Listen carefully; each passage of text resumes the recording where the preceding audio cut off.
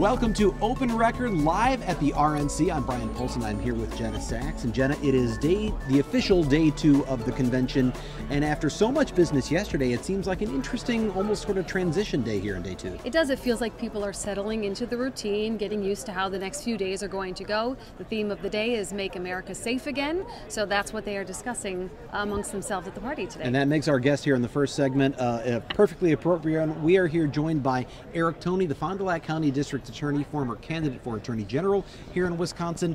Make America Safe Again. Tell us about that and what it means to you as a DA. One of the things, and I don't know what our speakers are all going to talk about, I haven't seen their speeches, but I think they're going to be talking probably a little bit on the border, fentanyl, drug overdose deaths. We've seen that skyrocket, not just here in Wisconsin, but across the country, where as a district attorney, I've sadly sat across from too many families that have had to bury a child, and how heartbreaking that is for families when they have a loved one going through an addiction. And we know so much of that fentanyl, methamphetamine, and illegal drugs that are killing children in our communities are coming across the border. And so what I think we're going to hear about is step number 1, we have to shut down that border. We want people to come to America, we want immigration, but we need it to be done legally. And it's not just drug issues, whether it's human trafficking, violent crime, and even some of the lower level crimes where it could be a traffic ticket, it could be driving without a license. That's taking up the resources of our local law enforcement. It's getting into our court system. When there's injuries, that gets into our ERs, our urgent care, and our hospitals, and that's sapping the resources within local communities. And we need to make sure that we're cutting off the spigot of drugs. And also, if somebody comes into the country illegally, they're sometimes on the fringes of society and potentially more susceptible to be the victim of crime because they're concerned about what contact with authorities could have, and so it's putting people in very dangerous situations. You had some sort of an incident involving that, right? Very minor compared to what some others experienced, but last April I was on a first date of all things, and we were coming back from dinner, and while driving in the city of Fond du Lac, I was rear-ended, and then I pulled over and got hit again, and then that individual fled the scene. Thankfully, his license plate fell off, and a nice college student brought it over.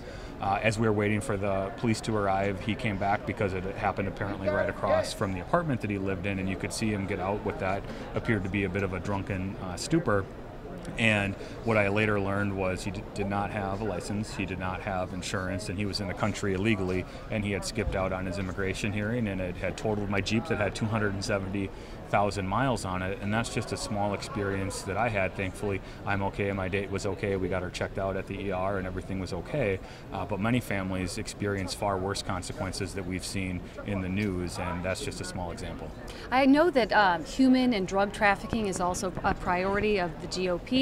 Is that something that you've dealt with as district attorney? Are you seeing that in Fond du Lac County? You know, I'm going to be very careful on that because we do have a human trafficking case that we're prosecuting right now that involves illegal immigrants. They're innocent and lesser until proven guilty, but that is something that we have seen in Fond du Lac County. They're very difficult cases to prove because when somebody may be being human trafficked, there's trust issues where they may not know if somebody's actually going to help them, and it can take very long time for law enforcement to be able to build up that trust. And we want people to know that there is help out there, whether it's local law enforcement or otherwise, but also for anybody that may be in areas that maybe have travel, whether it's hotels, it's truck stops, it's gas stations, places that people may be traveling, to keep your eyes open. And if something doesn't look right, don't be afraid to contact law enforcement and ask them to look at it. You will not be upset with yourself for making that call, but if you leave and think, I should have made that call, that will bother you, and you could make a huge difference in someone's life. But hopefully nobody will come across that situation, but everybody can be vigilant and pitch in. In almost any presidential election, crime and public safety is one of the issues that is of interest. Obviously, that's the focus here today on day 2 of the convention. But candidate Trump, former President Trump, recently said when he was speaking about Milwaukee privately, he used that term, Milwaukee's a horrible city, and he later said he was talking about the crime in Milwaukee. Can you talk a little bit about how important that issue is to this campaign? Well, crime number one, people have to feel safe in their homes. They have to feel safe on our streets and in their neighborhoods. And one of the things we see in Fond du Lac County, and I'm sure this is in other areas of our state as well, we have families that may be living in neighborhoods, and it's no secret that some neighborhoods in Milwaukee or Chicago are more violent than others.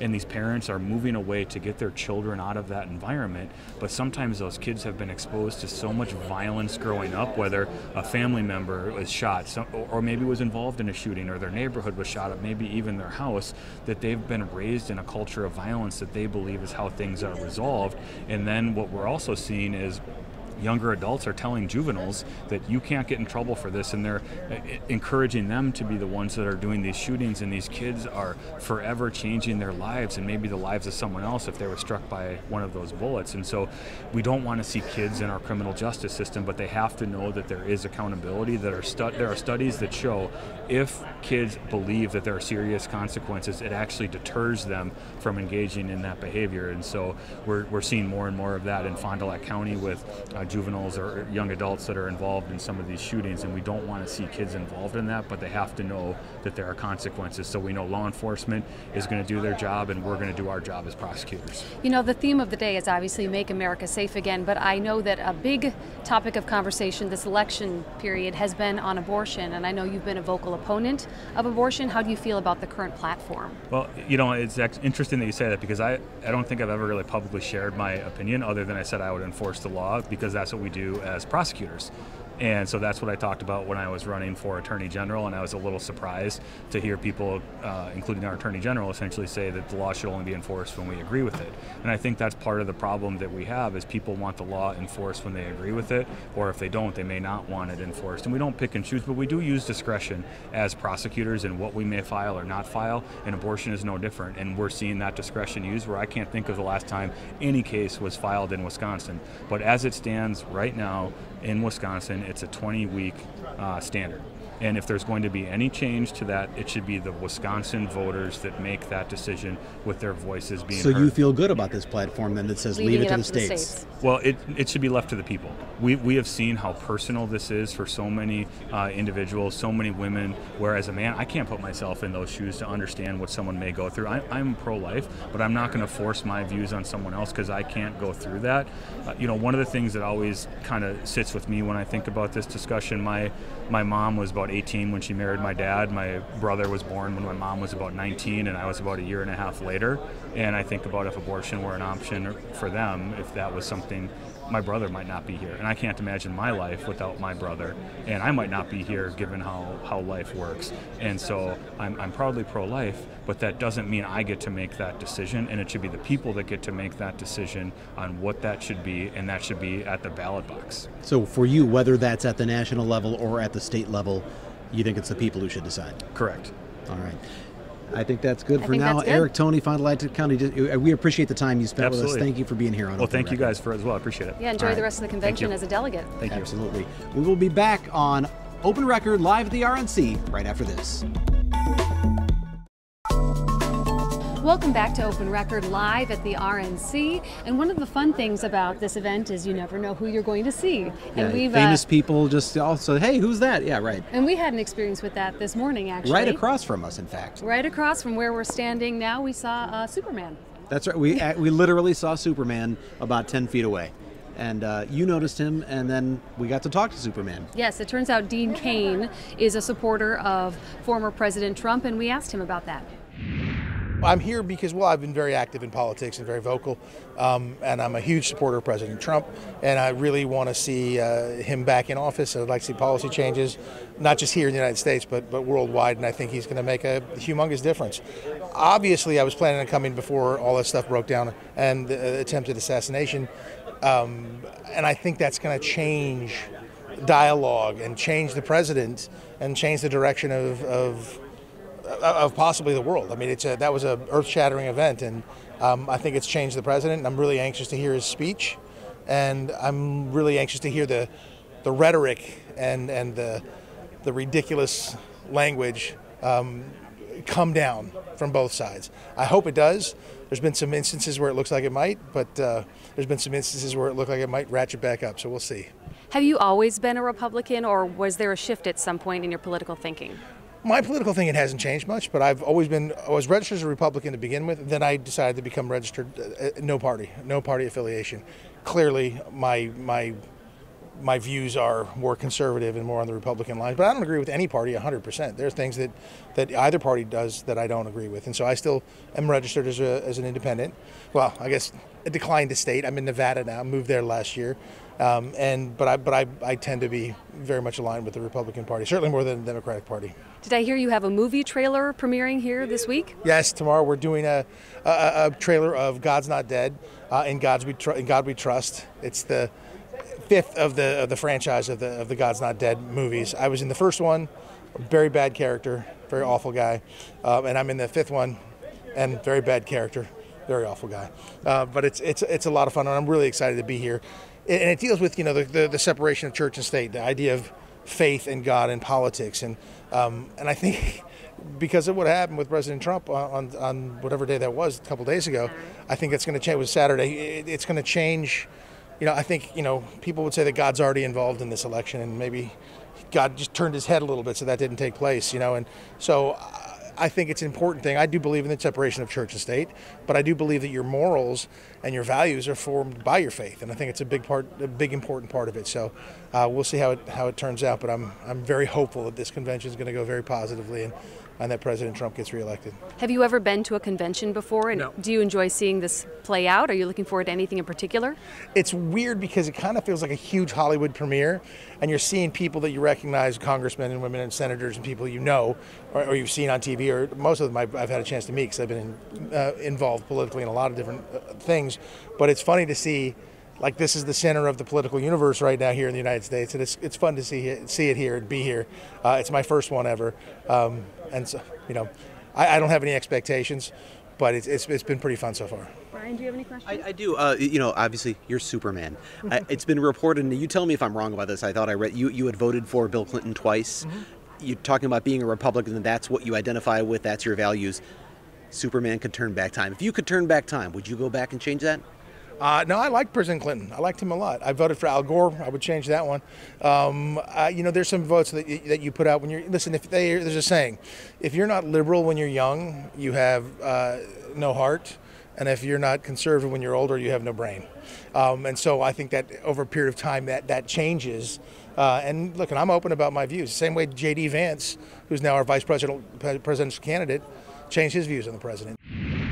So interesting to hear from someone who's at the Republican convention but is actually not a Republican, considers himself more of an independent, Right. but has decided to support President Trump for this upcoming election. And also interesting to hear how he talked about that evolution through age, where when he was younger, Right. he was more liberal. He got older, he's more conservative. Now here he is, a strong supporter of Donald Trump for president. Of course, he was also here to, pitch his movie. He's got to get some publicity. He's been in a lot of faith-based movies. Apparently, 15 Christmas movies Oh, or really? something like that. I guess Dean Cain loves the Christmas movie, but I did like hearing him talk about how a lot of people like him will support some ideas from one party and some from another, and I think others will find that relatable. Yeah, well, we talked to a lot more people today as we were milling about. As you said, it's interesting the people you run into. One of the people we ran into, we're talking about in just a little bit, is someone who put out a poetry book, but it's a really interesting poetry book. It's like nothing you've seen before. And we will talk about that when we come back on Open Record, live at the RNC. Welcome back to Open Record, live at the RNC. I'm Bryan Polcyn here with Jenna Sachs, and as we were searching for interviews today, we went back to the Baird Center, and yesterday that's where we found that Great American Presidency, or I think I keep saying Great American, the American Presidency Experience. Yes. And we were in the Oval Office. Yes, a set of the Oval Office. We sat behind the Resolute desk. And then we walk in today, and there's a guy with a table out and some books on it, and it said... It caught our eye right away. Yeah, poetry books, but it was... It was Donald Trump's tweets, Donald actually. Trump poetry, and we talked to the guy behind that book. Take a listen to that. We have Gregory Woodman here, who has put together an interesting book that you're selling here at the Republican National Convention. Can you tell us a bit about this poetry? Yeah, this is Donald Trump's tweets as concrete poetry. We gave him a library edition. This is a green cover with gold inlaid foil and a gold ribbon bookmark. It's broken up into chapter titles like Big, Bigger, and Biggest, like Introspective Musings, like Nocturnes. Those are his tweets between 2 and 4 a.m. he tweets, and then we reimagine them as concrete poetry in the E. Cummings style, and it's selling great. It's a great gift and a great coffee table book, and it's selling at TrumpPoetry.com. What has been the reaction here among the delegates to this item? Man, everybody seems to love it. It's selling really well. We're very proud of it. Yeah. Do you think people find the humor in it? Do they enjoy a little? I think there's some fun to be had. I think so. Jordan Peterson, we have a quote from him that says it best. But Jordan Peterson says that it's a beautiful edition and it has a lot of range. And the guy is super smart and it has a lot of humor to it. So they laugh like crazy while you're reading it. It's very fun. You told us you don't talk politics, you just do poetry. Well, is that right? I mean, Trump is a master poet, so we keep politics out of it. His tweets are poems, and we just sell them as they are. Do you mean that in like a tongue-in-cheek kind of way, or in a genuine way? You think that he is a poet? Oh, he's for sure a poet. Yeah, he's an amazing poet. I mean, he's the greatest poet of our generation. What is your favorite section or passage? Tell me. What do you like best in here? Okay, well, what inspired it all is in this section called Free Verse. Me and my friend Ian, who's getting coffee right now, we had an ad agency in Portland, and when Trump tweeted Kav Fifi, the famous Kav Fifi tweet, we thought to ourselves, man, is Trump just an amazing poet? And we just actually didn't understand, and then it all just clicked in our head, and we were like, we have to make this book. And so this is my favorite spread. It's in the Free Verse section of the book, and this spread says, despite all the negative press, Kav Fifi, which inspired our merch line, the Kav Fifi merch. And yeah, that's my favorite spread. Okay, you are sticking to the plan of saying he's this beautiful poet, but it feels like this is making fun of Trump. No? Oh, I don't know what you're talking about. He is a poet. This is amazing work. Yeah. And you're still getting positive reaction from people here. I mean, he's an amazing poet, so people love poetry. So that is Greg Woodman, and I looked this up. He was with an ad agency called Weller Creative. Got a lot of attention on this. He's been doing this, I think, for the last 4 years. They get these tweets. It's not like they just came up with it for the RNC. But what was really interesting is it felt like they were making fun of the president. I couldn't quite put my finger on whether he was doing this ironically or whether he genuinely thought that's the question. He was and a poet. Being from Portland made me think probably more so. But the comments I've read from him is he said, no question about it, the people who love the book the most seem to be conservatives. And this is what I thought was interesting. He said that they view it as making fun of the art world through Donald Trump's words. So for whatever reason, he's found conservatives to be his audience for selling these books.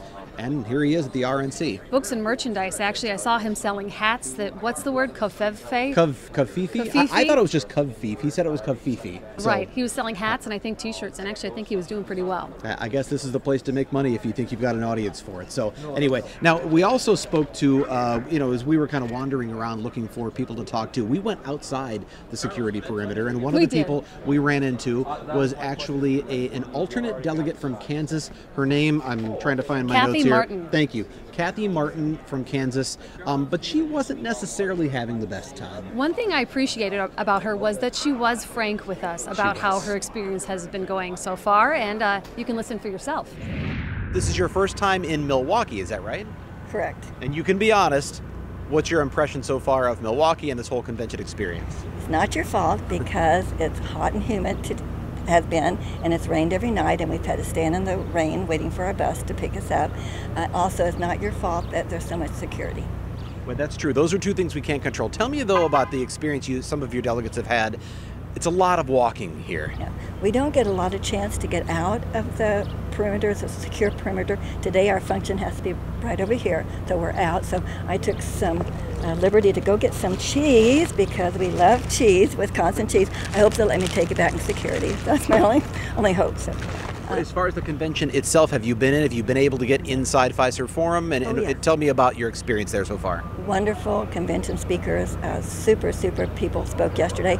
It was very unusual that we did our nominations on the first day. We usually wait till about the third day on Wednesday and then party, but we had our nominations already, so that's said and done. We have wonderful vice president candidates going to be running with our next president. So we just hope everything stays safe and so far it has been very good. Lots of security from all over the country. Let me ask you this: how do you become an alternate delegate? What's that process like? Okay, you become at the grass level, you're a committee person, committee woman, and then you just move up by being active in the Republican Party, go to their state meetings, and just get your name known. I was elected official in Kansas for 8 years. You were an elected official. What did you do? Were you state representative or? No, Kansas State Board of Education. Kansas State Board of Education. It was back when we went through all the, what do you call that, evolution debates. We had wonderful debates on evolution. What do you think of the current Republican platform right now? How do you feel about it? Is there anything you wish were different? It's very different. The whole platform is different. We think there's a method in their madness of having a platform with this less specifics. So many people were afraid that the Republicans are wanting to ban all abortions. I mean, personally, I would, but I don't think we can get a candidate elected with that kind of a platform. So I think they're going to a more open statement on abortion. Some people have used the term watered down in that regard. Do you feel that way? It seems that way. I'm not sure it is, but it seems that way. But you'll still vote for Donald Trump and J.D. Vance? I cannot vote for anybody that thinks it's okay to kill a baby before it's born, or even after it's born, for sure. But she seems to want to support Donald Trump, even though he hasn't said he supports abortion, but of course he's sort of walked back, or at least the party has walked back the platform to say, let's let the states decide. And some people view that as a softening of the party's stance on abortion. She still seems to support the candidate, so she's still in it for, I mean, she's had the Trump hat. She seems just not happy about all the walking, which I kind of get that one. Well, I appreciated actually hearing some of that, because I think we can't always paint a rosy picture, right? The weather hasn't been perfect. There is a lot of walking involved, and if you have mobility issues, that could be a real challenge. And we've heard that comes from with others. Security. We've heard that from others, that mobility issues have really made this a difficult, with all the added security, it's made it a difficult convention to get around. Just for us, sometimes you're walking blocks and blocks at a time. And if you're sitting at home watching this, you go, I don't feel too bad for you. But for someone who is obviously older and has a tough time getting around to begin with, that's an awful lot of walking and a lot of wear and tear on the body. I mean, we did quite a bit of that today, just trying to get from one place to another. We went outside the perimeter, as we mentioned. We got a look at how it was not quite as busy out there. Some of those businesses right on the outside had some business, but go over to Water Street, it was pretty quiet over there today. Yeah, it's a whole different world inside the perimeter from what it is outside. And we have more to come. In fact, I believe in our next segment, we're going to be talking to a Wisconsin delegate. You'll hear from Scott Klug right after this. Welcome back to Open Record, live at the RNC. And immediate correction, I said Scott Klug was a Wisconsin delegate. He's not. He's a former Wisconsin congressman, but he was making the rounds here. Where we are, which we haven't talked about, is inside Panther Arena. If you've come to watch the Admirals play or the Milwaukee Wave or seen a basketball game, this is where a lot of media is set up to do interviews, and there are people here looking to be interviewed. He was one of them, kind of making the rounds today. Yes, we are here on the floor, and we are surrounded by dozens of media from around the state, from around the country. It's quite fun to walk around and look at everybody working and doing live interviews. And if you have a podcast to talk about, or if you have a movie to promote, this is a good place to walk around and see who you can find and chat with. And that's how we actually found Mr. Klug. That's it. So let's hear from Scott Klug right now. You are here at the RNC. Tell us what you're doing here and what you're most interested in doing. So I'm doing two things. I'm doing press on a podcast I do talking about the lost political middle, and I'm also doing briefings for the U.S. State Department for American embassies overseas. So I just did Croatia today, and I get to do Tunisia and Lithuania the rest of the week, just to explain to folks on the other side of the world how the Republican convention works. The lost political middle, I think a lot of people hear that and can immediately relate to that. Tell me a little bit more about that. Well, this all started in a grocery store in Madison when the first Kevin McCarthy fiasco happened, and some guy taps me in the shoulder as I'm reaching for a bag of granola, and he goes, "Klug, what the hell's going on? I mean, the Democrats are trying to take the stove out of my kitchen, and the Republicans are banning middle school books. This is not what I signed up for." And so, the more you look at it, somewhere between 40 and 45% of the American public identifies with being in the middle. They want folks who will collaborate together and get things done. And so we've had a great time with the story, talking about old-fashioned ideas like civility, and about ticket splitting, which Wisconsin's famous for, about negative advertising, and about all the political reforms that are out there right now. So Donald Trump and J.D. Vance, can they bring people back to the middle, or is that going the other direction? Well, I think, we're in the heart of the converted and the passionate here. So the Republican base and the Democratic base are firm in what they believe. I think most other Americans shop for political parties like they shop at grocery stores. They sort of like this idea on immigration and this idea on child care tax credits, and you could go through a long laundry list. And at the end of the day, they all sort of go up into a blender and they step into a voting booth and go here or go there. But I think the public at whole is just, it'll be interesting to see what happens with Trump's speech Thursday, because I think he's going to strike a very conciliatory remark. It'll be interesting to see what Trump's speech is like a week from Thursday, or if, a week from Friday, we're right back at it again, like sock'em rock'em robots. And you have U.S. Senator Johnson last night, who comes out and gives a speech where he starts using things like, the clear and present danger, and then goes, oh, wait a minute, that was just the wrong one, which means that even if that's the case, it means he was planning to say that before the assassination attempt. We keep hearing turn the temperature down. Is that really going to happen, or like you said, is that a short-lived thing? I think it's a short-lived thing right now in the sort of wake of the president and his successful attempt to escape assassination. But I think generally the public's ready for it to tone down. I mean, people don't act this way in any other part of their life. You don't at your church, you don't at the school your kids go to, you don't at your business, you sure as hell don't do it at home, but you do it in politics. And I think people in the United States are just ready to get back to a time where we're focused on collaborating and getting things done rather than scoring political points. What wins is what'll keep happening, though, right? Well, at this point, you really don't have a choice, right? There's no third option. People are voting by voter registration. In Nevada, Arizona, New Hampshire, independent voters are the largest bloc. People under the age of 30 refuse to register for a political party. It's coming. I mean, I don't think the two current political parties realize what's around the corner. It's not going to happen this election. Bobby Kennedy's not going anywhere. But something's going to happen in the near future, I think. Last question for you. Is this an enthusiasm election? Is the more enthusiastic side the one that's going to win? Because I don't feel like you're going to find a lot of fence sitters who are suddenly going to go, well, now I love Donald Trump or now I love Joe Biden. If they're in the middle, they're still looking for that lost. Well, look, 65% of the American public doesn't want to vote for Joe Biden and doesn't want to vote for Donald Trump, but they're going to have to make a decision. Or they don't vote. Yeah, but the turnouts will be high. I don't think there's any doubt. The only mystery I think in Wisconsin is how much college kids turn out.